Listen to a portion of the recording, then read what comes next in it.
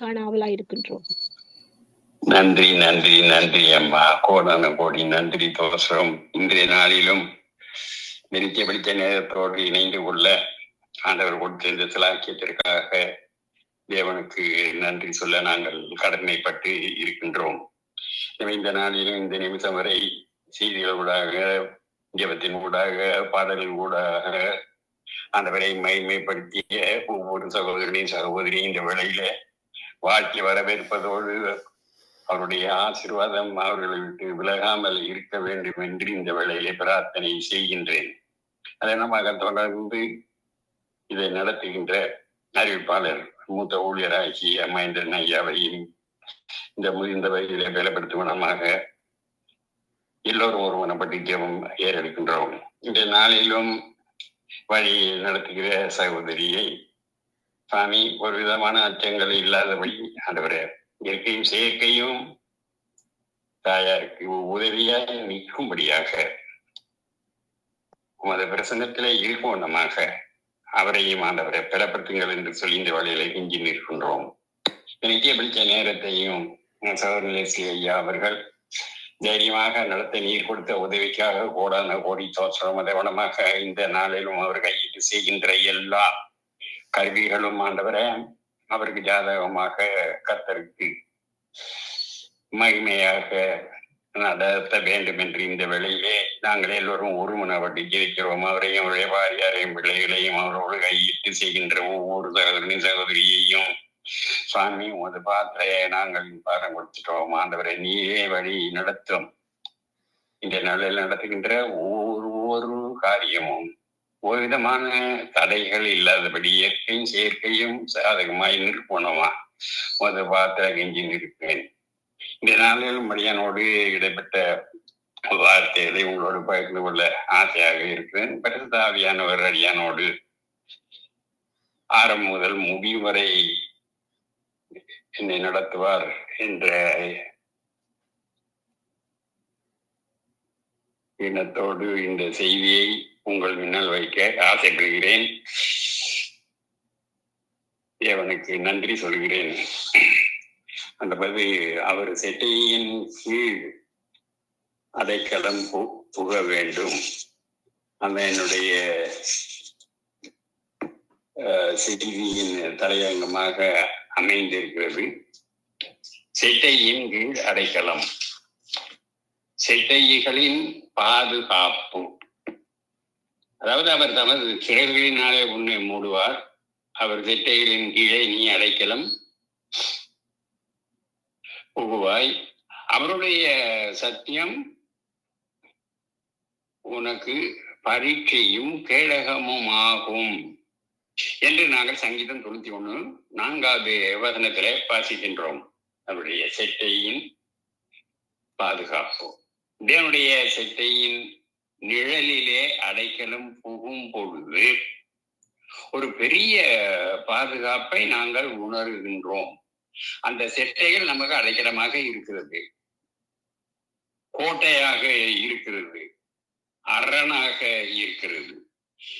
ராஜா சொல்லுகிறார், உம்மை என் ஆத்மா அண்டிக் கொண்டு இருக்கிறது, விக்கனங்கள் கடந்து போகும் மட்டும் உமது செட்டையின் நிழலிலே நான் வந்து அடைவேன் என்பதையும் சங்கீதம் 57:1 வாசிக்கின்றோம். ஆம், கர்த்தருடைய செட்டையிலே நமக்கு மிகுந்த பாதுகாப்பு உண்டு. அவருடைய செட்டைக்குள்ளே நாம் இருந்தால் இந்த உலகத்திலே விக்னங்கள், உலகத்தின் போராட்டங்கள், துன்மார்க்கருடைய சதி ஆலோசனைகள் ஒன்று நம்மை சேதப்படுத்த முடியாது, சேதப்படுத்த மாட்டாது. உலகத்தாருக்கு பாதுகாப்பு இல்லை. வானத்தின் கீழ் திறந்து விடப்பட்ட நிலையிலே இருக்கிறார்கள். எதிர்பாராத விபத்துகள் தாக்குகின்றன, பில்லி சூனியங்கள் தாக்குகின்றன, மந்திர தந்திரங்கள் தாக்குகின்றன, தீயருடைய கொடுமைகள், சீற்றர்கள் அவர்களை தாக்குகிறது. ஆனால் நாமோ உன்னதமானவரின் மறைவிலே பாதுகாப்பாக இருக்கிறோம். தாவீது சொல்கிறார், என் இருதயம் தோயும் போது பூமியின் கடையாந்தரத்திலே உம்மை நோக்கி கூப்பிடுவேன். எனக்கு எட்டாத உயரமாகிய கண்மனையின் மேல் என்னை கொண்டு போய் நீர் விட்டு விழுகிறீர் என்கிறார் அவர். இதை நாங்கள் சங்கீதம் 61வது அதிகாரத்திலே 2வது வசனத்திலே வாசிக்கின்றோம். ஆம், நம்முடைய இருதயம் வியாகுலம் படும் போது, கவலைப்படும் போது, தோய்ந்து போகும் பொழுது கர்த்தருடைய செட்டையின் நிழலுக்கு ஓடி போகின்றோம். அதாவது அன்பான செட்டைகள் நம்மை மூடி கொள்ளுகின்றன. அவர் நமது சிறைகளினாலே நம்மை அருமையாக மூடுகிறார். இரவிலே உண்டாகும் பயங்கரம் உண்டு, பகலிலே பறக்கும் அம்புகளும் உண்டு, இருளில் நாடும் கொள்ளை நோய்களும் உண்டு, மத்தியானத்திலே பாழாகும் சங்கராமும் உண்டு.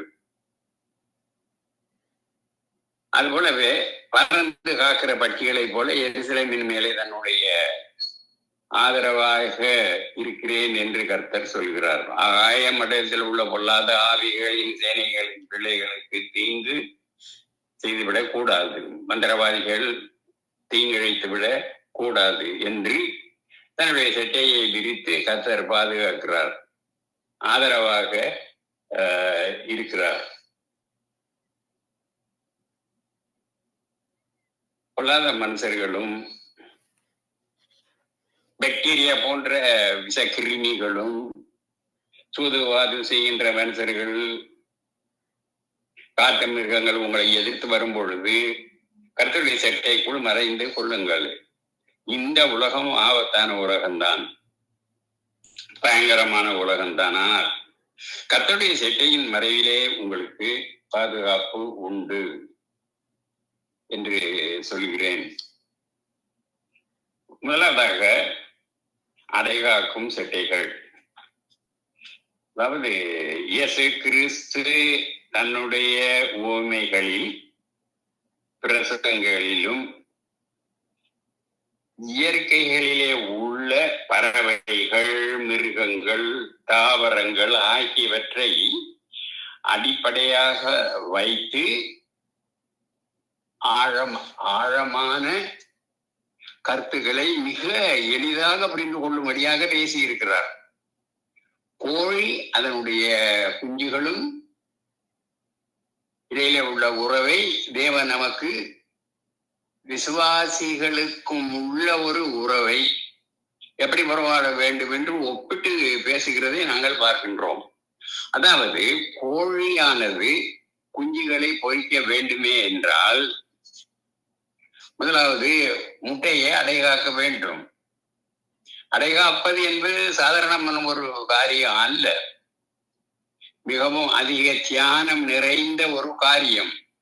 சுமார் 20-21 நாட்கள் தாய் கோழி தன்னுடைய சுகத்தை மறந்து, பசியை மறந்து, சுதந்திரமாக வெளி உலகத்திலே சுற்றுவதை விட்டு விட்டு தவ நிலையினாலே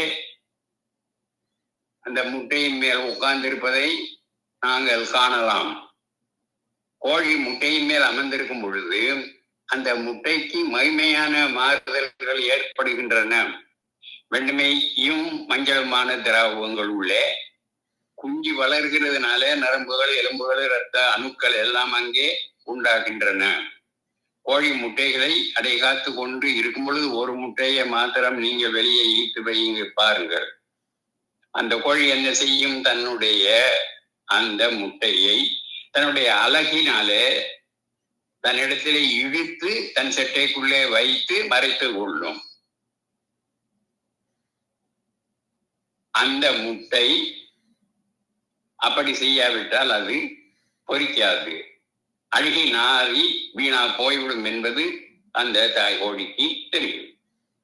இயேசு கிறிஸ்துவினுடைய தியாகத்தை கவனித்து பாருங்கள். அவர் 40 நாள்கள் இரவும் பகலும் உபவாசித்தார் என்றும் சீசர்களை தெரிந்து கொள்ளும் முன் இரவெல்லாம் மலை மேலே ஏறி ஜெபித்தார் என்றும், கல்வாரி சிலுவையை சந்திப்பதற்கு முன்பாக கெத்செமனி தோட்டத்திலே போய் ஜெபித்தார்.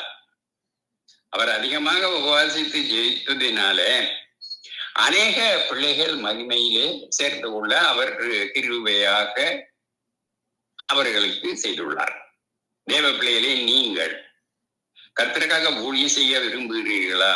கோழியை கவனித்து பாருங்கள். கோழி தன்னுடைய முட்டையின் மேல் குஞ்சின் மேலே எவ்வளவு அக்கறையை வைக்கிறது என்பதை பாருங்கள். அப்படியே நீங்கள் அழிந்து போகின்ற ஆத்மாக்களின் மேல் அக்கறை கொள்ளுங்கள், உவாசியுங்கள் என்று நான் உங்களுக்கு சொல்ல ஆசைப்படுகின்றேன். ஆதியாகமம் 1வது அதிகாரத்தில் வாசிக்கும் பொழுது ஆவியானவர் ஜலத்தின் மேல் அசைவாடி கொண்டு இருந்தார் என்ற வசனத்தை நாம் பார்க்கின்றோம். அதன் மூலமாக அந்த பாஷை தேவ ஆவியானவர் அடைகாத்து கொண்டு இருக்கிறார் என்கின்ற அர்த்தத்திற்கு ஒப்பாக பதமாகவே உபயோகிக்கப்பட்டு இருக்கின்றது. அவர் அப்படி அசைவாடி அடைகாத்து கொண்டிருந்தபடியினாலே இந்த உலகம் தோன்றிற்று. இயேசு சிலுவையிலே தன்னுடைய இரத்தத்தை சிந்தி மனுகுலம் மேல் மீண்டும் அசைவாடினார். ஏன்? நம்மை அவரை போல மாற்றுவதற்காக. நீங்களோ உங்களுடைய அந்த காலத்தில் இருந்து நம்முடைய ஆச்சரியமான ஒளியின் இடத்திற்கு வரவழைக்கப்பட்ட புண்ணியங்களை அறிவிக்கும்படியாக தெரிந்து கொள்ளப்பட்ட சந்ததியாகவும் ராஜரீகமான ஆசாரியர் கூட்டமாகவும் பரிசுத்த ஜாதியாகவும் அவருக்கு சொந்தமான ஜனமாகவும் இருக்கிறீர்கள் என்று வேதம் கூறுகிறது. அதாவது 1 பேதுரு 2வது அதிகாரம் 9வது வசனத்திலே 2வது கோழியின் செட்டைகள். கோழி தன் குஞ்சை தன்னுடைய சிறகுகளின் கீழே கூட்டி சேர்த்து கொள்ளும் வண்ணமாக என்று லூக்கா புத்தகத்திலே 13வது அதிகாரத்திலே 34வது வசனத்திலே வாசிக்கின்றோம். கர்த்தர் நமக்கு நல்ல மேய்ப்பராக இருக்கிறார். நாம் அவருடைய மேய்ச்சலின் ஆடுகளாக இருக்கின்றோம். கர்த்தர் ராஜ சிங்கமாக இருக்கிறார். நாம் சிங்க குட்டிகளாக இருக்கின்றோம். கர்த்தர் நல்ல திராட்சை செடியாக இருக்கிறார். நாம் கொடிகளாக இருக்கின்றோம். அவர் நமக்கு தலையாக இருக்கிறார். நாம் அவருடைய சரீரமாக அவயங்களாக இருக்கின்றோம். மட்டுமல்ல, அவர் தாய் கோழியாக இருக்கிறார். நாம் குஞ்சுகளாக இருக்கின்றோம். தேவ பிள்ளைகளை, நம்முடைய எல்லா பகையாளிகளின் கைகளுக்கு தப்பிக்கும்படியாக கிறிஸ்துவே நமக்கு புகலிடமாக இருக்கிறார். ஆகவே ஒரு தீங்கு நமக்கு தாக்காது. யாக்கோப்புக்கு விரோதமான மந்திரமும் இல்லை, இஸ்ரவேலுக்கு விரோதமான குறி சொல்லுகின்றதும் இல்லை. ஆகவே மந்திரவாதிகளை குறித்தோ பிரிய சூனியங்களை குறித்தோ தீபினிகளை குறித்தோ கொஞ்சம் நீங்கள் பயப்பட தேவை இல்லை. அந்த எருசலேம் உடைய கொடிகளை கர்த்தர் பார்க்கும் பொழுது அவர் எருசலேமை கண்டு கண்ணீர் விட்டு அழ வேண்டியதாயிற்று. ஏனென்றால் ஒரு தாய் கோழி குஞ்சுக்கும் வரப்போகின்ற ஆபத்தை எச்சரிக்கையாக அறிவிப்பது போல இயேசு கிறிஸ்து இஸ்ரவேல் ஜனங்களுக்கு வரப்போகின்ற அழிவை பற்றி பல முறை எச்சரித்து இருக்கிறார். ஆனால் அவர்களோ செவி சாய்க்க இல்லை. தேவ பிள்ளைகளே, அந்தி கிறிஸ்து வெளிப்படும் பொழுது காலம் மிகவும் சமீபமாகி விட்டது. இனி வரப்போகின்ற ஓத்திரங்களுக்கு தப்பிக்கொள்ளும்படியாக கிறிஸ்துவினுடைய செட்டையின் நிழலுக்குள்ளே ஓடி வந்து விடுவீர்களா என்ற கேள்வியை நான் உங்களுக்கு முன்வைக்கின்றேன். மூன்றாவதாக ஆரோக்கியமான செட்டைகள். அதன் செட்டைகளின்கே ஆரோக்கியம் இருக்கும். நீங்க வெளியே புறப்பட்டு போய் கொழுத்த கன்றுகளை போல வளருவீர்கள் என்பதை நாங்கள் மல்கியா 4வது அதிகாரம் 2வது வசனத்திலே வாசிக்கின்றோம். இயேசு பூமியில இருந்த பொழுது வியாதியஸ்தர்களை சுத்தமாக்கினார், அசுத்தாவிகளை துரத்தினார். மாத்திரமல்ல, தெய்வீக ஆரோக்கியத்தையும் அவர்களுக்கு கொடுத்தார். லூக்கா 6வது அதிகாரம் 17-18 வாசித்து பாருங்கள். பின்பு அவர் அவர்களுடனே கூட இறங்கி சமானவர் இடத்திலே சென்று அங்கே அவருடைய சீடர்கள் அநேக பேர்களுக்கும் அவருடைய உபதேசத்தை கேட்கும்படியாகவும் தங்களை வியாதியிலே இருந்து குணமாக்கப்படிக்கும் யூதேயா தேசத்தின் திசைகளை யாவற்றிலிருந்தும் எருசலேம் நகரத்தில் இருந்தும் தீரு சீதோன் பட்டணங்கள் இருக்கின்ற கடலோரத்தில் இருந்தும் வந்தவர்களை அவர் குணமாக்கினார். அசுத்த ஆவிகளை பாதிக்கப்பட்டவர்களை ஆரோக்கியமாக்கினார் என்று வேதம் சொல்லுகிறது. நான்காவதாக அடைக்கலமான சட்டைகள், அதாவது உன் செய்கைக்கு பலனை கர்த்தர் உனக்கு கட்டளையிடுவாராக. இஸ்ரவேலின் தேவனாகிய கர்த்தரின் சட்டைகளின் கீழ் அடைக்கலமாக வந்து நீ நிறைவான பலனை பெற்றுக்கொள்வாயாக என்று ரூத்து 2வது அதிகாரம் 12வது வசனத்திலே வாசிக்கின்றோம். ஒரு புறஜாதி பொன்னாய் ஒரு புறஜாதி பெண்ணாகிய ரூத்து தேவனுடைய செட்டைகளின் நிழலுக்கு ஓடி வந்தாள். கணவனை இழந்தால் அவள் இளவிதவை. கண்ணீர் பாதையிலே தவித்த அவள் கர்த்தரிடம் வந்தாள். காட்டு மரங்களுக்குள்ளே கிச்சிரி மரம் ஒன்று இருப்பதை போல இஸ்ரவேலின் தேவன் தனக்கு இருப்பதாக அவள் உணர்ந்தாள். அந்த செட்டையின் நிழலிலே அவளாக வந்து அமர்ந்தாள். ரூத் மோவாபியின் வம்சத்தை சேர்ந்தவள். மோவாபியாரை இஸ்ரவேலர்கள் வெறுத்தார்கள், அற்பமாக எண்ணினார்கள். ஆனாலும் அவள் உள்ள இஸ்ரவேலின் தேவன் மேல் பாசம் கொண்டது. ஆகவே ரூத் தன் சொந்த தேசத்தை விட்டுவிட்டு இன ஜனங்களையும் பந்துக்களையும் விட்டுவிட்டு கர்த்தரின் தேசமாகிய இஸ்ரவேல் தேசத்திற்குள் வந்தாள். கர்த்தர் அவளுடைய வாழ்க்கையை மீண்டும் கட்டி எழுப்பினார். போவாசை கணவனாக தந்தார். குழந்தை பாக்கியத்தையும் அவளுக்கு தந்தார்.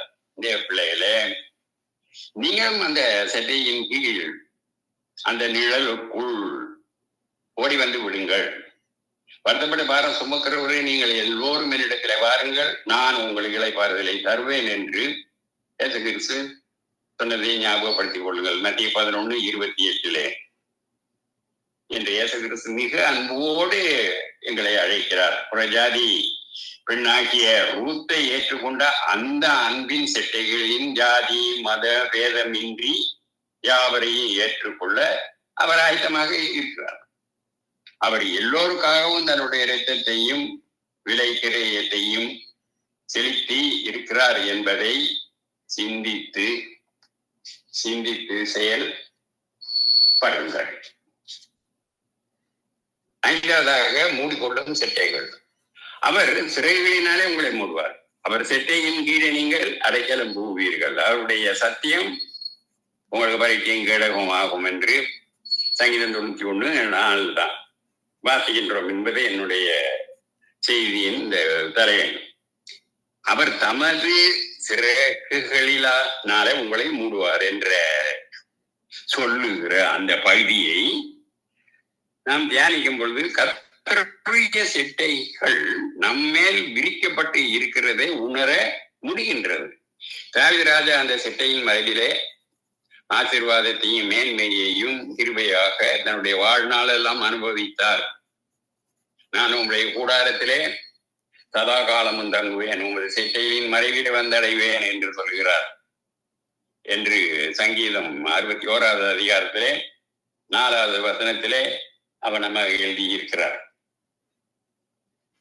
நம்முடைய பிரச்சனைகளையும் நேரங்களையும் போராட்ட நேரங்களிலே நம்முடைய சிறைகளிலே மூடி பாதுகாத்துக் கொள்ள அவர் எப்பொழுதும் ஆவலாகவே இருக்கிறார். நாம் செய்ய வேண்டியது என்ன? நம்முடைய துன்ப நேரங்களிலே ஓடி சென்று கர்த்தருடைய செட்டைக்குள் மறைந்து கொள்வதுதான் எங்களுடைய வேலையாக இருக்க வேண்டும். 6வதாக கிருபையின் செட்டைகள். தேவனே, உம்முடைய கிருபை எவ்வளவு அருமையானது. ஆனால் மனுபுத்திரன் உமது செட்டைகளின் நிழலிலே வந்தடைகிறார்கள் என்று சங்கீதம் 36:7வது வசனத்திலே வாசிக்கின்றோம். செட்டையின் நிழல் என்கின்ற வார்த்தையை தியானித்து பார்க்கும் பொழுது தூதர்களுக்கு ஒரு பெரிய செட்டைகள் உண்டு. செராபீர்களுக்கு 6 செட்டைகள் உண்டு என்று எசாயா 6வது அதிகாரத்திலே வாசிக்கின்றோம். ஆனால் கர்த்தருடைய செட்டைகள் எப்படிப்பட்டதாக இருக்கும்? இயேசு கிறிஸ்தனுடைய செட்டைகளிலே ஒரு கோழியினுடைய செட்டைக்கும் ஒப்பிடுகிறார். இஸ்ரவேல் ஜனங்கள் கோழிக்கும் ஒப்பிடுவது, கோழி தன்னுடைய குஞ்சுகளை தன் செட்டையின் கீழே கூட்டி சேர்த்து கொள்ளும் வண்ணமாக நான் எத்தனை தரமோ என் பிள்ளைகளை கூட்டி சேர்த்து கொள்ள மனதாக இருந்தேன் என்று சொல்லுகிறார். மத்தேயு 23:37 வசனத்தை வாசித்து தியானியுங்கள். நம் கர்த்தரோடு இருப்பது எப்பொழுதும் நமக்கு பாதுகாப்பு. அவருடைய செட்டைக்குள்ளே நாம் அடைக்கலம் உண்டு என்பதை நாங்கள் மறக்கக்கூடாது. அவரண்டை இருக்கும் பொழுது எந்த தீய மனுஷனும் வன்கண்களும் பொறாமைகளும் நம்மை தாக்கப் போவது இல்லை.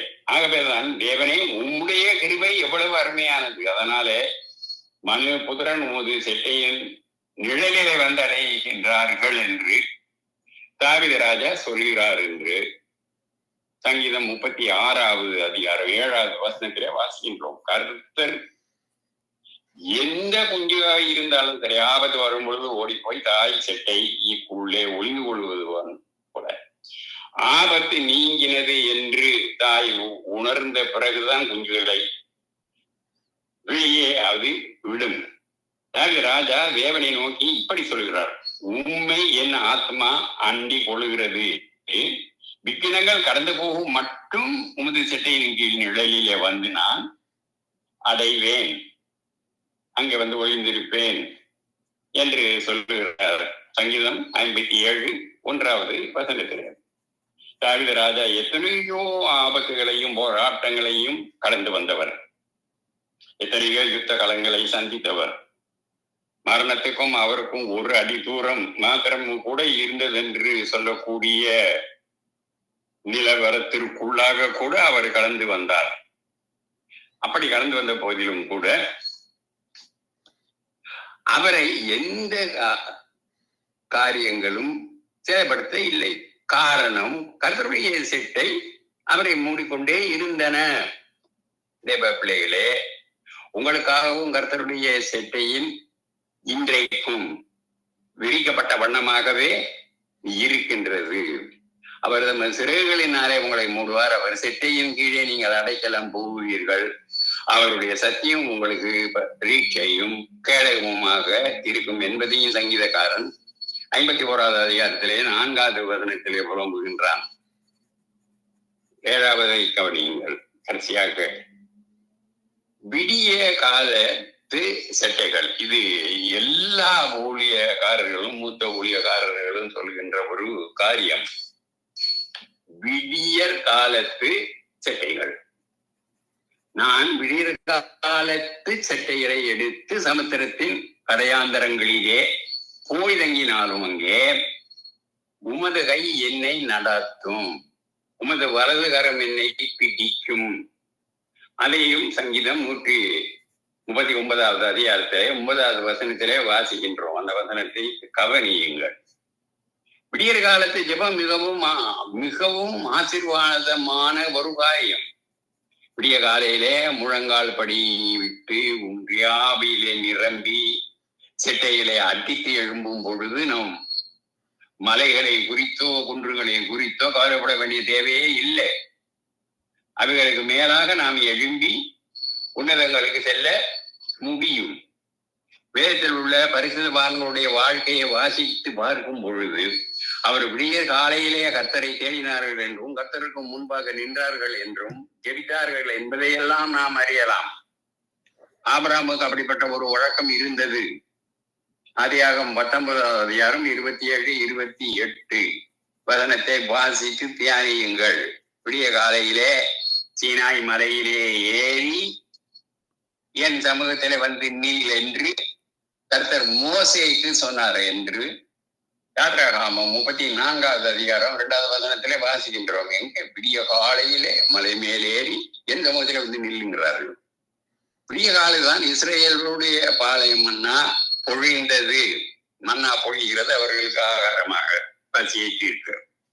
யாத்ராகாமம் 16:13 விடிய காலைதான் எலியாவுக்கு கூட காகங்கள் அப்பத்தையும் இறைச்சியையும் கொண்டு வந்தது என்று வேதம் சொல்லுகிறது.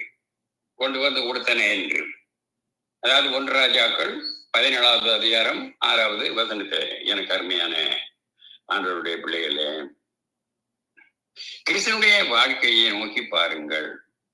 அவர் விடிய காலையில பிதாவோடு உறவாடும் வண்ணமாக வனாந்திரத்தை நோக்கி சென்றார் என்றும் மார்க் 1வது அதிகாரம் 35 நாங்கள் வாசிக்கின்றோம்.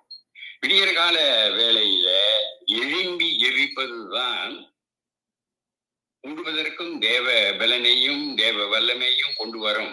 இதைத்தான் விடிய காலத்து செட்டைகள் என்று வேதம் சொல்லுகிறது.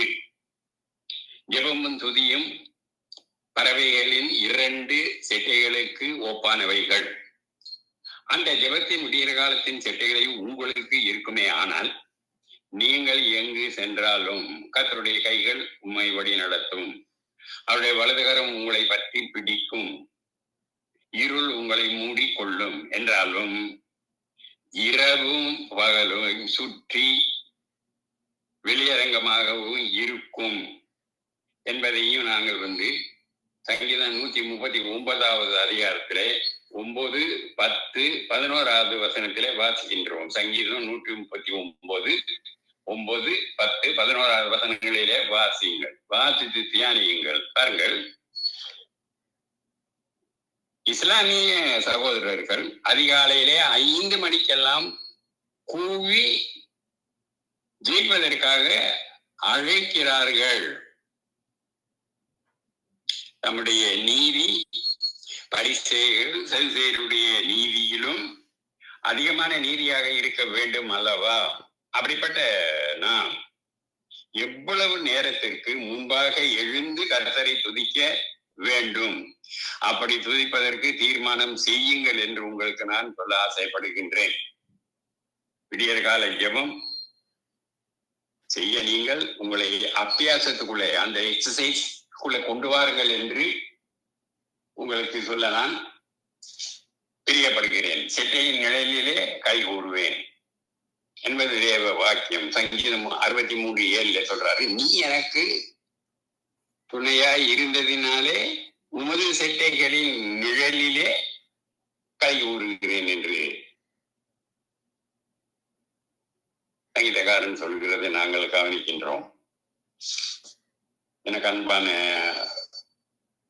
தேவ பிள்ளைகளே, ஆண்டவருடைய செட்டையின் கீழே வரும் பொழுது அவர் நமக்கு அருமையானவர்களை எவ்வளவு அழகாக பாதுகாத்து இருக்கிறார் என்று பார்த்தீர்களா? ஆம், அவருடைய கிருபை எப்பொழுது நம்மை நம்புகிறவர்களை சூழ்ந்து கொள்ளும் என்பதை நாங்கள் சங்கீதம் 32:10 வாசிக்கின்றோம். கோடிதனுடைய குஞ்சுகளையும் தீமைகளையும் செய்கிறவர்களின் கண்களிலே இருந்து தனது செட்டையின் மரபிலே மறைத்து பாதுகாப்பது போல நாமும் தேவனுடைய செட்டையின் நிழலிலே, அந்த நிழலிலே மறைந்து அதன் நிமித்தமாக கட்டி கூறுவோம் என்பதை எசாயா தீர்க்கதரிசி சொல்லுகிறார். 31வது அதிகாரத்திலே 5வது வசனத்தை வாசித்து தியானியுங்கள். அந்த வசனம் உங்களோடு பேசும் அன்பானவர்களே என்று சொல்லி என் செய்தியை முடித்து ஒரு சிறிய ஜெபத்தை சொல்ல போகின்றேன். அதாவது, அன்பு தெய்வமே, உமது செட்டையின் கீழ் வருவது எங்களுக்கு எத்தனை ஒரு சிலாக்கியமாக இருக்கிறது, எத்தனை பாக்கியம்.